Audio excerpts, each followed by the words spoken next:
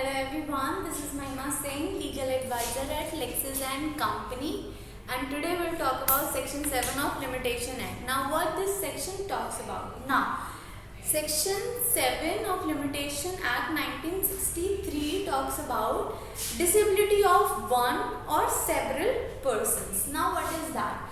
Where one several persons jointly entitled to institute a suit or make an application for the execution of decree is under any such disability, and a discharge can be given without the concurrence of such person, time will run against all of them.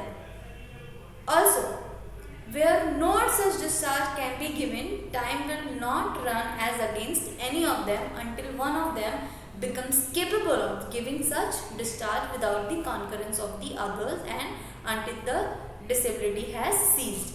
Now, ये section ये कह रहा है कि कोई भी person, for example A B C D, okay, ये चार जन जो है एंटाइटल्ड हैं जॉइंटली एक सूट इंस्टीट्यूट करने के लिए and make an application for execution of decree करने के लिए। उस सिचुएशन में अगर कोई भी पर्सन उनमें से डिस्चार्ज देने के लिए, मतलब कोई भी उनमें से ऐसा पर्सन जो डिस्चार्ज दे सकता है, जो पता है उसको, जो लीगली डिसेबल नहीं है, वो पर्सन जो है आपका क्या कहते हैं, इस सेक्शन में ये कह रहा है कि वो पर्सन जो है अगर एबीसी ए जो है दे सकता है डिस्चार्ज, तो जो टाइम है वो रन करेगा अगेंस्ट ऑल ऑफ देम। क्यों करेगा? क्योंकि जैसे हमने पहले ही बोला कि jointly institute suit, same cause same subject matter सब कुछ सेम होगा, तभी तो जॉइंटली सूट इंस्टीट्यूट कर रहे हैं।